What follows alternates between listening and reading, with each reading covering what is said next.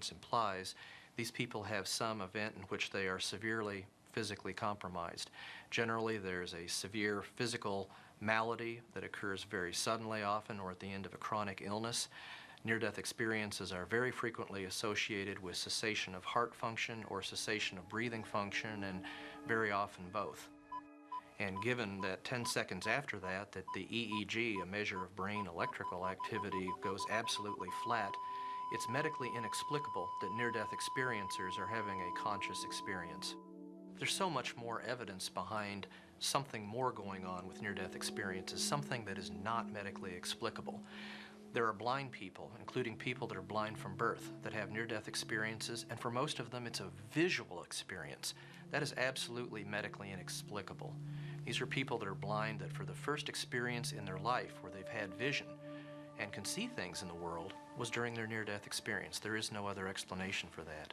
Time and time again we hear accounts of people that had their near-death experience and their consciousness separates from their body. So from a vantage point of their consciousness apart from their body, they're able to see and hear what's going on around them while they're being resuscitated. Very often they can see incredible detail of the events going on around them. Out of all the near-death experiencers that I've studied that had their consciousness come apart from their body and where they were seeing earthly everyday events, essentially all of them, what they describe, has been absolutely plausible, and of all the near-death experiencers I've seen who actually went and sought out verification of what they saw while their consciousness was apart from the body, every single time, with only one exception, what they saw was or heard was absolutely correct. And there is no explanation for that, for consciousness apart from the body at the time you're having a cardiopulmonary arrest. To people that think that near-death experience is not legitimate, I would remind them that there's at least 12 to 15 million Americans that have had near-death experience. This is such an enormous number of a shared experience that so greatly affects their life that no matter what the cause of near-death experience, no matter what your ideas about why it occurs, I think there's no question, given the number of lives that it's impacted, that it makes sense to study it. It's an incredible phenomenon, and again, the implications are enormous. The near-death experience is, in fact, the dying experience.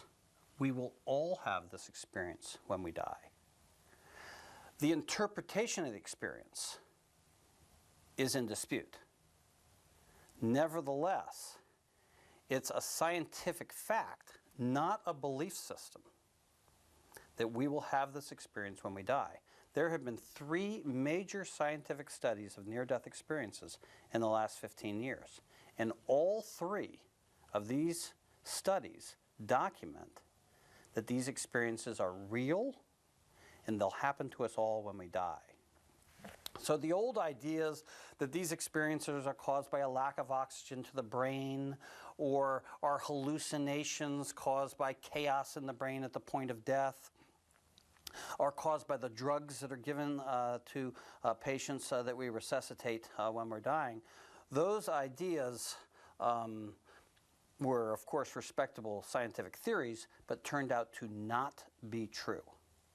In fact, near-death experiences are the dying experience, and that's a scientific fact, not an opinion.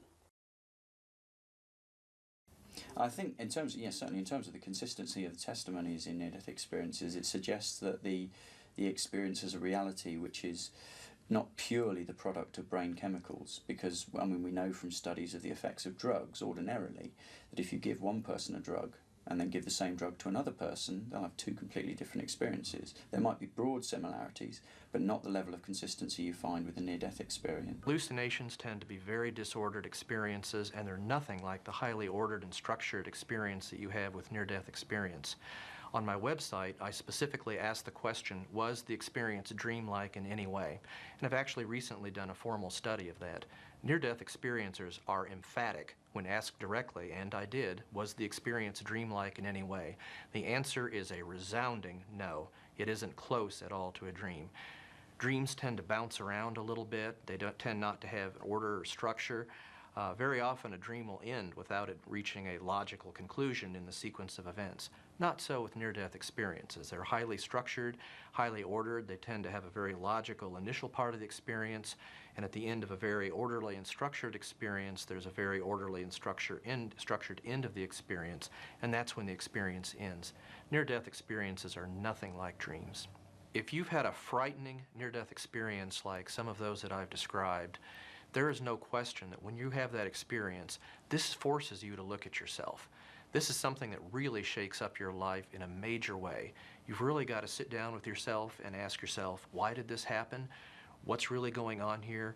Is this the reality? It really forces you to understand what is the reality of what's going to happen when I die. The little intercom, and I said, hey, I'm here for heart issues. I really believe you guys should be monitoring me. Please come and put a monitor on me. She's like, oh, that's a good idea. I was like, yeah, isn't it? I thought so too. So she comes, she puts a monitor on me. No less than 5-10 minutes later, maybe another nurse comes in to take blood. And again, she's telling me the same thing. Oh, you look fine. You should be able to go home, but we'll take a little bit of blood just to make sure there's no heart damage. Same thing I always hear.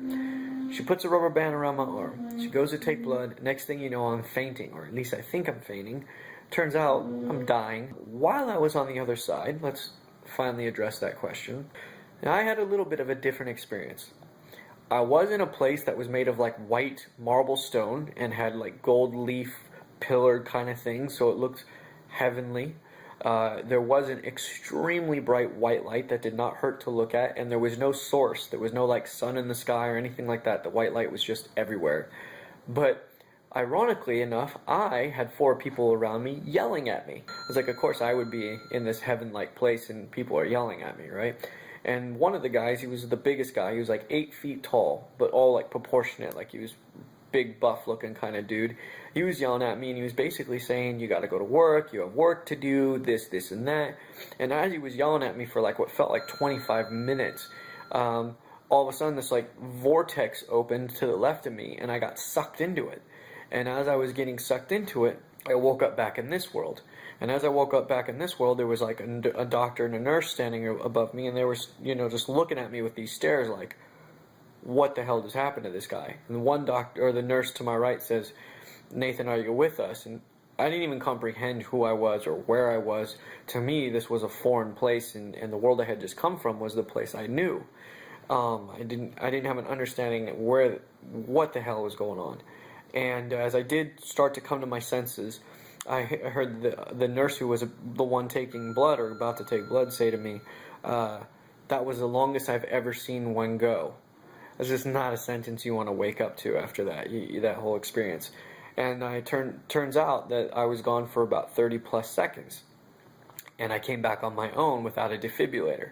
So in my mind, that's a complete miracle. And in the doctor's mind, they said they'd never seen anything like that. Not for 30 seconds. They say it's actually normal. They call it a pause. If you're gone for like 5, 6, 8 seconds. Sometimes they've seen extreme like 10, 20 seconds. But supposedly I beat the hospital record at 30. So.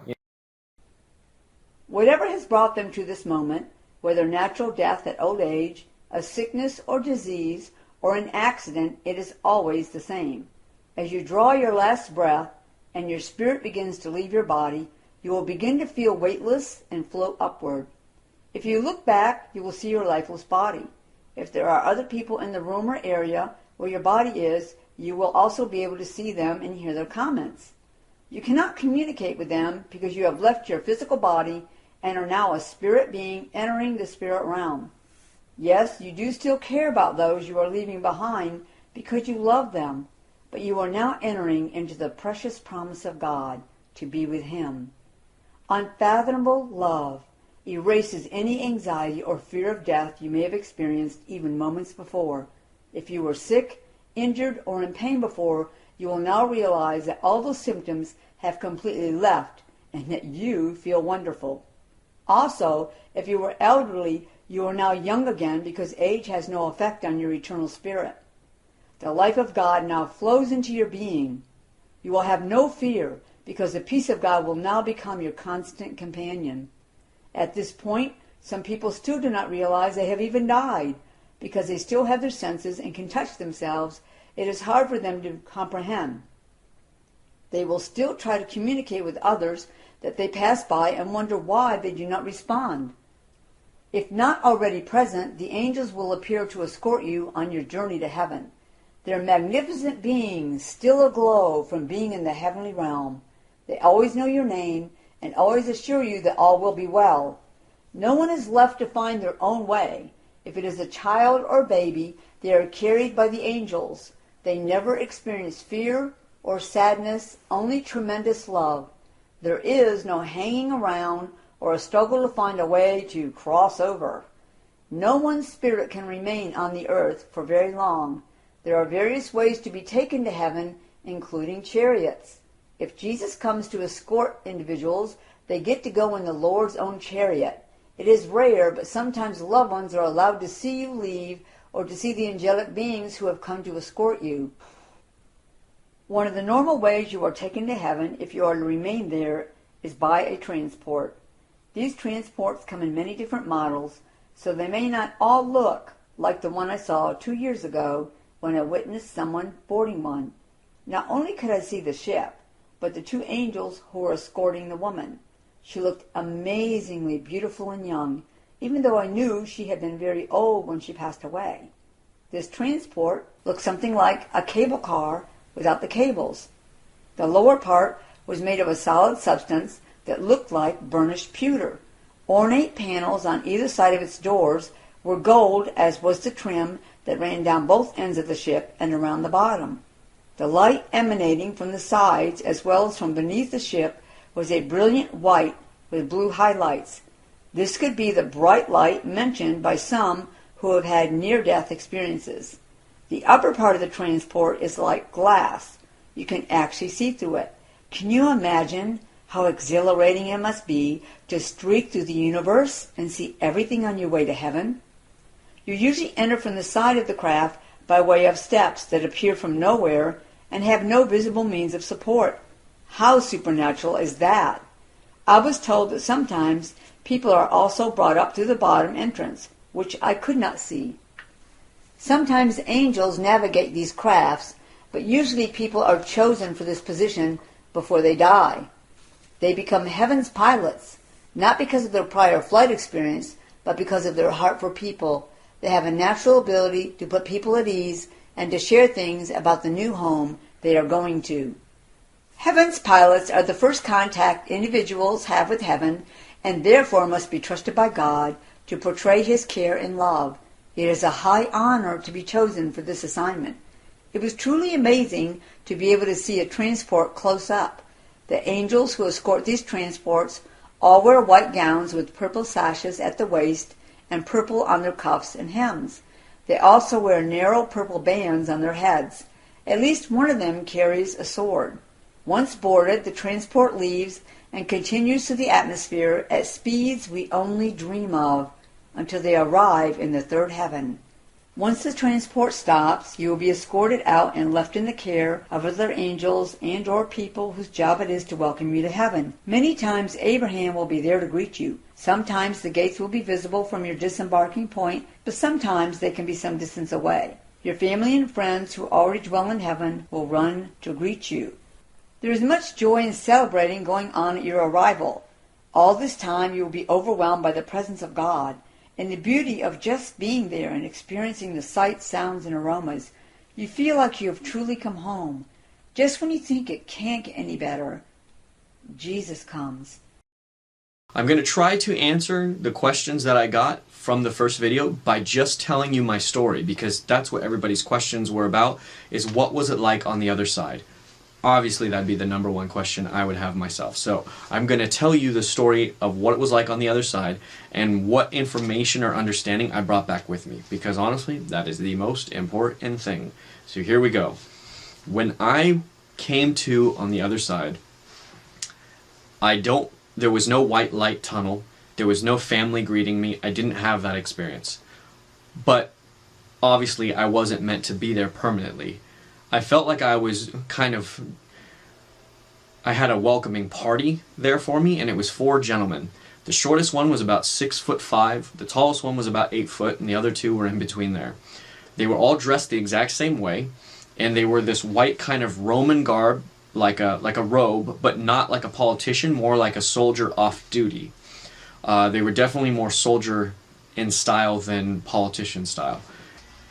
I believe 100% that I experienced it because I've been baptized in the name of the Messiah, and of the water and the Spirit, as was commanded of me to do. I'm so grateful I did that before I died. And I would encourage you all to do it as well. One other thing that I really want to make sure I drive home, and that is that when I returned to being alive again, and the nurse told me I flatlined, you would think that the natural reaction to that would be, oh my God, I died, and oh, you know, how quickly and easily we can die, and the fear of death might set upon you in an extreme way. Because of what I experienced, I had zero fear of death whatsoever. If anything, I was like, this sucks being alive, which I just explained to you recently. But a greater fear, if you're scared of death, which I imagine there's a lot of people on earth who are scared of dying, especially if they don't know really what's on the other side, like I didn't. Imagine a fear even greater than that when you die, go to heaven, come back, and you realize that you didn't live your life how you were supposed to. That you didn't live your life doing and being the thing that God created you to be. My fear of that, once I've come back, was far greater than my fear of death ever was. And to explain to you how absolutely terrified I was of death, I would lay in bed at night when I was a kid, and even sometimes as an adult, I would lay in bed at night and I'd be praying, and I would just feel that black void of death fall upon me and realize that one day I'm going to die, and there's absolutely nothing I can do to stop it. Nothing. It's going to happen. One day I'm going to know, whether I like it or not, what death really is. And it would be absolutely just, I'd freeze in an absolute stunning fear. The fear of me dying and not have lived the life that I was proud of and not have done the things that I knew I was born to do was even more terrifying of that now that I've gone to heaven, since I don't have that fear. And that's the best way I can describe that. So if you have a passion, if you have a yearning to do something or be something or say something to the world, you need to do it. Trust me, you need to do it. However, in contrary to that suggestion, on the other side, none of it matters. And I want to make sure that people understand how much nothing you ever do on this side matters, except for whatever you do for God. Whatever you do for God here is the only thing on the other side that matters whatsoever. I liken this reality, this plane of existence that we live in, to be like prom. When you're in high school, you think about prom and graduation as like the greatest, most important moment of your entire life, and depending on how all that goes down will define how the rest of your life is going to be. But the moment you step foot into your prom and you walk onto the dance floor and you see all your friends, you realize that night and that event will never have any effect on your life whatsoever. And then, of course, as you look back on prom, you realize that it didn't affect you whatsoever, except for maybe your family's checkbook. That's about it. Maybe you have some good memories, but it doesn't affect the way that your life came out. Well, that's how this is. In this life, we think that every little thing we do, everything we do is so significant and so important and matters so much, and it doesn't at all. If you were the most famous person in the world and you did the most good deeds in the world because you're just a good person like that, on the other end, nobody will ever remember that. And if you're a bad person, you won't even know the people in heaven, because I honestly believe you're going to go the other place. But that's not the point. The point is that the only thing that matters, truly, the only thing that will even carry over is what you do for God's kingdom building. That's it.